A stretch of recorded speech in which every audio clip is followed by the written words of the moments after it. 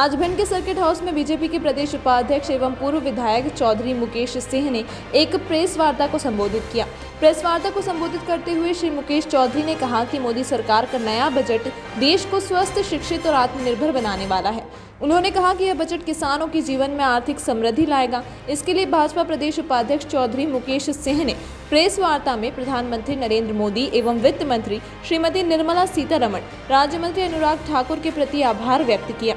चौधरी मुकेश सिंह ने कहा कि इस बार नगरीय निकाय चुनाव में भाजपा का परचम लहराएगा। और केंद्र की भारतीय जनता पार्टी की सरकार, हमारी वित्त मंत्री आदरणीय निर्मला जी और संपूर्ण सरकार ने गांव, गरीब, किसान, युवा, महिला, मजदूर, ग्रामीण, शहरी, अर्ध शहरी, सबके लिए कुछ न कुछ सोचकर बहुत अच्छा बजट बनाया है। और इसमें 40% जो शहरी आबादी है उसके लिए तो बजट अच्छा है ही, साथ में जो 60% ग्रामीण आबादी उसके लिए तो बहुत अच्छा बजट है। किसानों का विशेष ख्याल रखा गया और इसका कारण ये नहीं कि मतलब कोई आंदोलित हो इसलिए रखा गया। भारतीय जनता पार्टी अपने शैशव काल से, स्थापना वर्ष से और स्थापना के पूर्व जनसंघ के समय से सदैव किसान हितैषी रही है और किसानों की आय कैसे दोगुनी हो, ये माननीय मोदी जी ने विगत जितने भी बजट पेश किए हमारी सरकार ने, भारतीय जनता पार्टी की केंद्र की सरकार ने, इसका सदैव ख्याल रखा और इस बार भी ये ख्याल रखा गया कि किसान की लागत का कम से कम 1.5 गुना उसको मिले। और जैसा आपने परसों माननीय मोदी जी को राज्यसभा में सुना, मोदी जी ने बड़ी स्पष्ट घोषणा की कि एमएसपी थी, है और रहेगी। और सबसे अच्छी बात, उन्होंने सदन में पूर्व प्रधानमंत्री माननीय मनमोहन सिंह जी को कोट करते हुए भी कुछ बात कही कि जो बात आप कहते थे और आप कर नहीं पाए। आप किसान को मुक्त करना चाहते थे, बंधनों से मुक्त करना चाहते थे, आप कर नहीं पाए, वो हम कर रहे हैं और इसके लिए आपको हमारा साथ देना चाहिए, आपको हमारी प्रशंसा करनी चाहिए। बजट में आपने जैसे देखा, स्वास्थ्य के उसमें लगभग 137% बढ़ोतरी की, जो पूर्व में 94,000 करोड़ थी उसको बढ़ा के लगभग 2,35,000 करोड़ का प्रावधान रखा गया। नेशनल हेल्थ स्कीम, स्वास्थ्य मिशन को मजबूत किया जाएगा। प्रत्येक व्यक्ति स्वस्थ रहे, भारत का प्रत्येक नागरिक स्वस्थ रहे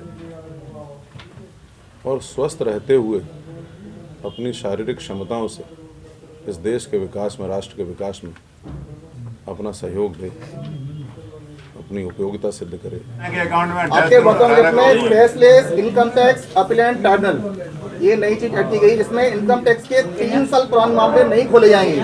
क्या ये भ्रष्टाचार को नहीं बढ़ाएगा? नहीं, ऐसा है। देखिए तमाम पूर्व में मैं बताता हूँ, पूर्व में चूंकि आई एम इनकम टैक्स पे, मैं एक अच्छा बड़ा इनकम टैक्स देता हूँ।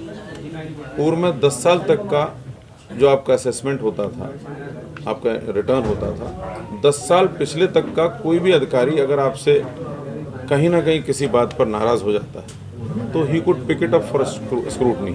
सुनिएगा, अब वो 3 साल कर तो दिया। भाई आपके पास इतना समय है, पहले तो आप जो असेसमेंट ईयर है उसमें आप उसको चेक करिए। अगर वो उस समय नहीं पकड़ पाते हैं आप बाई चांस, और आपको किसी माध्यम से बाद में पता चलता है, साल भर बाद, 2 साल बाद, 3 years is enough time. If any किसी भी person, आप किसी को सताने के लिए ज्यादा समय नहीं दे सकते। नहीं sir, if somebody is caught, somebody is defaulter before 3 years, then definitely it will increase the corruption in society. नहीं, there is time period, bound time period, that even within 3 years you can pick his return up. If somebody is caught before 3 years, suppose that he has done something injustice in income tax, he has not paid income tax. He has manipulated some income. If somebody has manipulated some income, there are 3 years for him, for the officer, to detect it. अब आप जिंदगी भर किसी के पीछे थोड़ी पड़े रहेंगे। नहीं, अगर कोई बड़ा केस पकड़ा जाता है 3 साल पूर्व का, तो क्या उसको सजा नहीं मिलेगी? नहीं, उसकी स्क्रूटनी होगी ना 3 साल तक। जो पहले 10 साल का प्रावधान था वो अब 3 साल कर दिया। और इससे आम एक चीज समझिए आप, हो सकता है, देखिए क्या होता है जब कोई भी नियम बनता है वो जनता की सहूलियत को देखते हुए बनाया जाता है। आम जन सहूलियत से रहे, आम जन को सुविधा हो इसलिए बनाया जाता है। उसमें एक आध व्यक्ति गलत भी लाभ पा जाता है, वो दैट इज डिफरेंट। आपने अब वो तो हर उसमें इतनी तो आपको लेकुनास मिलेंगी। आपने उज्ज्वला योजना का भी विवरण किया है, इसमें 9 करोड़ रुपए, उसमें 1 करोड़ की राशि बढ़ाई गई है। वर्तमान में जो कनेक्शन दिए गए हैं उज्ज्वला योजना के तहत, तमाम ऐसी फैमिलीज हैं, हजारों लाखों की संख्या की ऐसी फैमिलीज हैं जो सिर्फ खाली सिलेंडर लिए हुए बैठे हुए हैं, उसका उपयोग नहीं कर रहे हैं। तो ये उज्ज्वला योजना कहाँ तक चरितार्थ हो रही है? उसमें ऐसा है, देखिए आपने बड़ा वेग बोला है कि हजारों लाखों फैमिलीज ऐसी है। क्या होता है, सरकार का काम है सुविधा मुहैया कराना, संसाधन मुहैया कराना। आप यूज करें ना करें, I got you married, I get you married. आप अगर आप विवाहित नहीं है, आपका विवाह हो, अब बाकी तो फिर आगे आपको करना है ना काम। I cannot force you to do something. मैं आपको, सरकार आपको कोई काम करने के लिए बाध्य नहीं कर सकती है। सरकार आपको संसाधन और सुविधा मुहैया करा सकती है, आपको गैस सिलेंडर दे सकती है, चूल्हा दे सकती है, लेकिन इस्तेमाल तो आपको करना पड़ेगा।